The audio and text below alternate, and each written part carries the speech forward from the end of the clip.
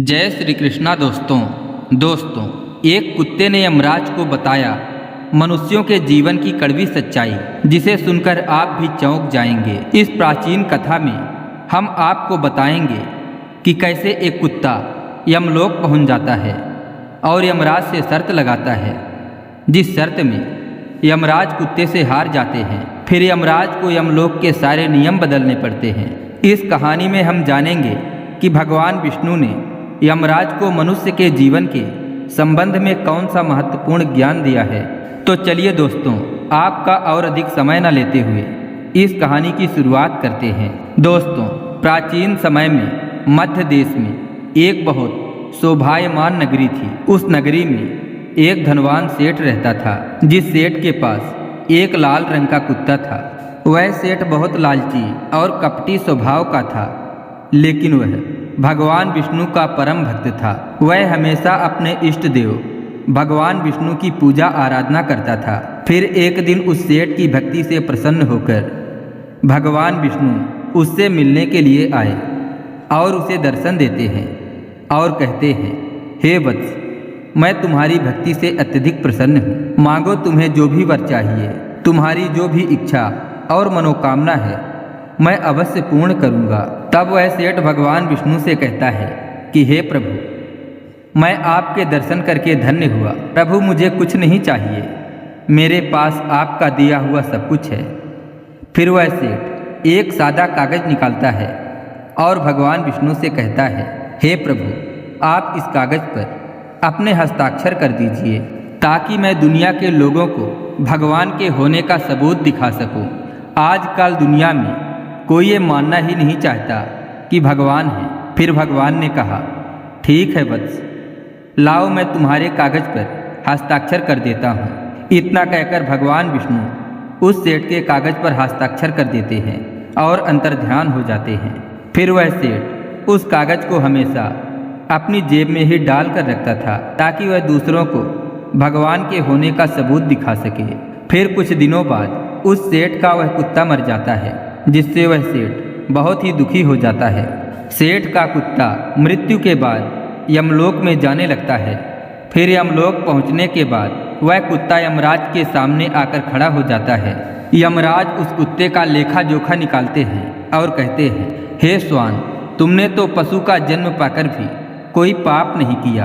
तुमने हमेशा अपने मालिक के साथ वफादारी की है, कभी किसी पशु पक्षी आदि प्राणियों को कष्ट नहीं दिया है। तुमने अपने सभी काम बड़े ईमानदारी के साथ किए हैं। हे श्वान, एक कुत्ते का जन्म पाकर भी तुमने कोई भी घृणित कार्य नहीं किए हैं, इसलिए अब तुम्हारे सभी जन्मों के पाप नष्ट हो चुके हैं। हे श्वान, अब तुम बताओ, तुम किस लोक में जाना चाहते हो? तुम जहाँ चाहोगे वहाँ तुम्हें भेजा जाएगा। तुम जिस प्राणी का जन्म चाहते हो, वह जन्म भी तुम्हें दिया जाएगा। हम तुम पर बहुत प्रसन्न हैं। शीघ्र ही बताओ, तुम्हारी क्या मनोकामना है? यह सुनकर वह कुत्ता बोलने लगता है, हे धर्मराज, आप चाहे तो मुझे नरक में भेजो या स्वर्ग में, मैं कहीं पर भी जाने के लिए तैयार हूँ। लेकिन मेरी आपसे विनती है कि मैं जिस भी स्थान पर रहूँ, मैं किसी मनुष्य के बंधन में ना रहूँ। मुझे किसी मनुष्य की गुलामी नहीं करनी पड़े और ना ही मुझे मनुष्य का जीवन चाहिए। आप कृपा करके कोई उचित स्थान प्रदान करें। कुत्ते की बात सुनकर यमराज आश्चर्यचकित होते हैं और सोचने लगते हैं कि मनुष्य का जीवन पाने के लिए देवता भी तरसते हैं। फिर यह कुत्ता मनुष्य का जीवन न देने की कामना क्यों कर रहा है? फिर यमराज उस कुत्ते से कहते हैं, हे श्वान, तुम मनुष्यों से इतना द्वेष क्यों करते हो? मनुष्य का जन्म पाने के लिए तो बड़े बड़े देवता भी तरसते हैं। पृथ्वी पर तो मनुष्य का जीवन ही सर्वश्रेष्ठ है। फिर क्यों तुम मनुष्य का जन्म नहीं पाना चाहते? इससे पहले तुम्हें कभी मनुष्य का जीवन नहीं मिला है, शायद इसीलिए तुम मनुष्य जीवन के फायदे नहीं जानते हो। तुम एक बार मनुष्य का जीवन प्राप्त करके देखो, तुम्हें पता चलेगा कि उसके कितने फायदे हैं। यमराज की बात सुनकर वह कुत्ता कहता है, हे धर्मराज, मैं जानता हूँ कि मनुष्य का जन्म कितना अनमोल है, लेकिन मनुष्य बड़ा ही स्वार्थी, धूर्त, कपटी और चालाक होता है। जब वह अपना मतलब देखने लगता है तो सही गलत सब कुछ भूल जाता है। उसकी तृप्ति किसी चीज़ से नहीं होती। सारे संसार का धन भी उसे मिल जाए तो भी वह संतुष्ट नहीं रहता, उसकी भूख कभी नहीं मिटती। मनुष्य बड़ा ही असंतोषी होता है, वह अकारण ही दुखी रहने लगता है और दूसरों को भी दुख देने लगता है। मनुष्य मुझ जैसे बेजुबान जानवरों को अपना गुलाम बनाकर रखता है और अपना काम निकलवाता रहता है। इतना ही नहीं, मनुष्य तो भगवान को भी धोखा देता है। इसलिए मुझे मनुष्य जन्म नहीं चाहिए। यमराज कहते हैं, हे स्वान, ये तुम क्या कह रहे हो? मनुष्य भगवान को धोखा भला कैसे दे सकता है? तुम जरा बताओ, मैं भी तो जानूं। फिर कुत्ता कहने लगता है, हे धर्मराज, मनुष्य जब मंदिर में जाता है तो स्वार्थी मन से भगवान की पूजा करता है। भगवान से कहने लगता है, हे भगवान, मेरा ये काम बना दो, मैं इतने पैसे चढ़ाऊंगा, दान धर्म करूंगा, भंडारा करूंगा, गरीबों को कपड़े दान करूंगा। लेकिन जब उसका काम पूरा हो जाता है तो वह सब कुछ भूल जाता है। आगे बढ़ने की होड़ में वह अपनों का ही शोषण करता रहता है, एक दूसरे की टांग खींचने में लगा रहता है। न खुद ऊपर उठने का प्रयास करते हैं, न दूसरों को उठने देते हैं, न चैन से खाते हैं, न खाने देते हैं। अपना काम बनाने के लिए दूसरों को धोखा देता है। और उसकी धूर्तता तो देखिए, वह भगवान को भी लालच दिखाकर अपना काम बना लेता है। जब काम पूरा होता है तो वह कहता है कि भगवान के पास तो सब कुछ है, मैं उन्हें क्या दे सकता हूँ। इस प्रकार से कहकर वो अपनी बात से मुकर जाता है। हे यमराज, इंसानों के बुरे कर्मों को गिनाते गिनाते मैं थक जाऊंगा, किंतु उसके बुरे कर्म समाप्त नहीं होंगे। उसकी चालाकी के आगे तो देवता भी कुछ नहीं है। कुत्ते की बात सुनकर यमराज कहते हैं, हे स्वामी, माना कि इंसान बहुत चालाक है, लेकिन वह हम देवताओं को मूर्ख नहीं बना सकता, क्योंकि हमारे यहाँ जितने भी जीव आते हैं उन्हें हम ही दंड देते हैं। उसने पृथ्वी लोक पर कितनी भी चालाकी क्यों ना की हो, उसे मृत्यु के बाद यहीं आना पड़ता है। सभी इंसान यहाँ हमारे सामने आकर रोते हैं, माफ़ी मांगने लगते हैं, नरक जाने के भय से और मेरे भयंकर रूप को देखकर थर थर काँपते हैं। सभी मनुष्य हमारे अधीन रहकर ही काम करते हैं। फिर वह कुत्ता बोलता है, हे धर्मराज, आपके पास जितने भी मनुष्य आते हैं वे सब मरे हुए होते हैं।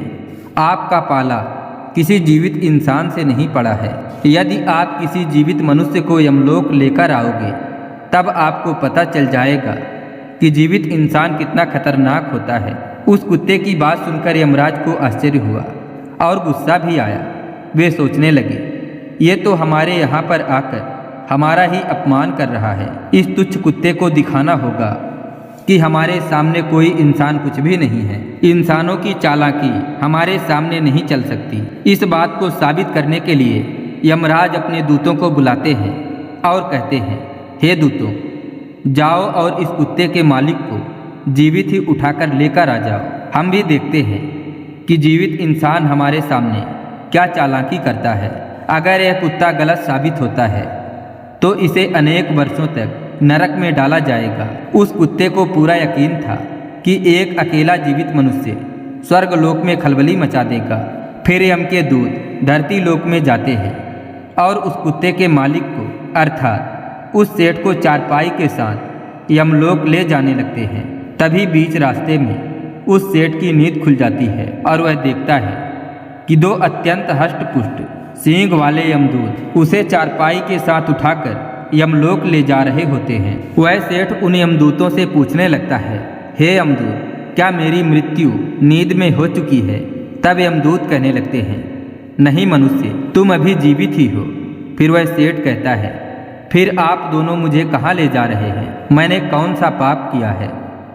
यम के दूत उस सेठ को सारी कहानी बता देते हैं और कहते हैं, तुम्हारे कुत्ते ने यमराज से कहा है कि जीवित मनुष्य बहुत चालाक होता है, इसीलिए इस बात का परीक्षण करने के लिए यमराज ने आपको जीवित ही यमलोक लाने को कहा है। उस सेठ को पूरी बात समझ में आती है और वह कुछ देर तक सोचने लगता है। फिर वह तुरंत अपनी जेब में रखा हुआ वह कागज निकालता है जिसमें भगवान विष्णु ने हस्ताक्षर किए हुए होते हैं।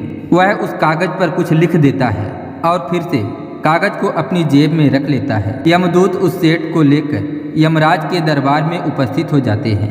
उस सेठ को देखते ही यमराज जोर जोर से हंसने लगते हैं और सोचने लगते हैं, ये तुच्छ मनुष्य भला मेरा क्या बिगाड़ पाएगा। फिर वह सेठ यमराज के सामने जाकर खड़ा हो जाता है और अपनी जेब से वह कागज निकालकर यमराज को देता है। जब यमराज उस कागज को खोलकर पढ़ने लगते हैं तो वह तुरंत ही सिंहासन से उठकर खड़े हो जाते हैं और उस सेठ को सिंहासन पर बिठाकर खुद उसके स्थान पर खड़े हो जाते हैं, जिसे देखकर यमराज के सभी दूत चौंक जाते हैं। वह सोचने लगते हैं कि यमराज ये क्या कर रहे हैं, एक मानव को अपने सिंहासन पर बिठा रहे हैं, यह जरूर कोई पहुंचा हुआ इंसान लगता है। वह सेठ अब यमपुरी का राजा बन जाता है। यमराज भी उसका आदेश मानने के लिए विवश हो जाते हैं। फिर वह सेठ सिंहासन पर बैठते ही यमलोक के सभी कानून बदल देता है और यमराज को ही यमलोक का पहरेदार बना देता है। फिर वह सेठ सोचने लगता है, जब मैं मर जाऊंगा तो मुझे भी यहाँ पर आना पड़ेगा और मेरे पाप कर्मों के कारण मुझे भी नरक में जाना पड़ेगा। इसलिए उस सेठ ने नरक में पड़े सभी प्राणियों को स्वर्ग में डालने का आदेश दिया और नरक का द्वार हमेशा के लिए बंद कर दिया। और फिर सभी यमदूतों को आदेश दिया कि आज के बाद किसी भी प्राणी को नरक में नहीं डाला जाएगा, सभी प्राणियों को स्वर्ग में ही भेजा जाए। सेठ के इस आदेश को सुनकर स्वर्गलोक में खलबली मच गई। सभी देवता हैरान हो गए, लेकिन वे कर भी क्या सकते थे। आदेश यमलोक के राजा ने दिया था, इसीलिए सभी चुपचाप उसका पालन करने लगे। स्वर्गलोक का संतुलन पूरी तरह से बिगड़ गया। धीरे धीरे स्वर्गलोक में जीवों की भीड़ बढ़ने लगी, जिनकी सेवा करके स्वर्गलोक के कर्मचारी और अप्सराएं परेशान होने लगे और सोचने लगे, इतने सारे जीवों की सेवा कैसे कर पाएंगे। उधर वह कुत्ता सोचने लगा कि यमराज को जीवित मनुष्य को स्वर्ग में लाना कितना महंगा पड़ गया। सेठ जी ने सब कुछ बदल दिया, आखिर ऐसे कैसे हुआ। फिर वह कुत्ता अपने सेठ के पास गया और पूछने लगा, सेठ जी आपने ये सब कैसे किया। अब तो आप यमलोक के राजा बन गए हैं, अब मैं सारे जीवन आपका दास बनकर रहूँगा। कृपया आप मुझे बताइए कि आपने ये सब कैसे किया। तब उस सेठ ने धीरे से उस कुत्ते के कान में कहा, जब मुझे पता चला कि मुझे जीवित ही यमलोक ले जाया जा रहा है तो मैंने भगवान विष्णु के कागज पर हस्ताक्षर किए हुए यह लिख दिया कि जिस जीवित मनुष्य को यमराज जी यमलोक बुला रहे हैं उसे यमलोक का राजा बना दिया जाए। यही मेरा आदेश है। उस कागज पर भगवान विष्णु के हस्ताक्षर देखकर यमराज को लगा कि यह भगवान विष्णु का ही आदेश है, तो उन्होंने बिना विचार किए मुझे यमलोक का राजा बना दिया। सेठ की बात सुनकर वह कुत्ता बहुत खुश हुआ और सोचने लगा, इंसानी दिमाग चाहे जहाँ भी रहे खुराफात तो करेगा ही। इधर यमलोक का ऐसा हाल देखकर सभी देवता विष्णु जी से मिलने बैकुंठ को चले गए और उन्हें सारी बात बता दी। देवताओं की सहायता करने के लिए भगवान विष्णु तुरंत ही यमपुरी में आ गए, तो उन्होंने देखा कि यमराज यमलोक के द्वार पर पहरा दे रहे हैं। फिर यमराज के सिंहासन पर कौन बैठा है। भगवान विष्णु को देखते ही यमराज उनसे प्रार्थना करने लगे और यमराज कहने लगे, हे प्रभु आपकी लीला बड़ी ही विचित्र है। धरती के एक साधारण मनुष्य को आपने यमलोक का राजा बना दिया और मुझे पहरेदार। तब भगवान विष्णु यमराज से कहते हैं, हे धर्मराज ये मैंने नहीं किया है, ये तो मनुष्य के चालाक दिमाग का कमाल है। यदि तुम जीवित मनुष्य को यमलोक लेकर आओगे तो यही होगा। इसीलिए मैंने मृत्यु के बाद ही मनुष्य को यमलोक लाने का आदेश दिया था, ताकि मनुष्य के सभी दोष और स्वभाव शरीर के साथ नष्ट हो जाएं और केवल उसकी आत्मा ही यमलोक में प्रस्थान करे। किंतु आप तो एक जीते जागते मनुष्य को ही यमलोक उठाकर ले आए। यमराज से इतना कहकर भगवान विष्णु आगे बढ़े। फिर जब उस सेठ ने भगवान विष्णु को आते हुए देखा तो वह तुरंत यमराज के सिंहासन से उठकर खड़ा हो गया और बोलने लगा, हे प्रभु मुझे क्षमा करो, मैंने अपने कुत्ते को नरक में जाने से बचाने के लिए यह किया और मनुष्य की बुद्धि का बल दिखाने के लिए ऐसा किया। मैं आपके द्वारा दिए गए वरदान का दुरुपयोग नहीं करना चाहता था। हे प्रभु मैं आपके दर्शन करके धन्य हो गया, अब मुझे किसी चीज़ की अभिलाषा नहीं है। फिर भगवान विष्णु मुस्कुराए और उन्होंने उस सेठ को क्षमा कर दिए। फिर वह सेठ धरती लोक पर लौट गया। भगवान विष्णु ने यमराज को फिर यमलोक की गद्दी पर बैठा दिया और वे भी बैकुंठ लौट गए। यमराज फिर से अपने सिंहासन पर बैठ गए। तब वह कुत्ता यमराज से कहने लगा, हे धर्मराज, देखी आपने जीवित मनुष्य की चालाकी। एक जीवित मनुष्य क्या क्या कर सकता है, इसीलिए मैं मनुष्य नहीं बनना चाहता। मनुष्य जब स्वार्थी बन जाता है तो वह अंधा हो जाता है, उसे दोस्त परिवार दिखना बंद हो जाते हैं। लालच में वह धर्म को भी भुला देता है और अनिष्ट कार्य करने लगता है।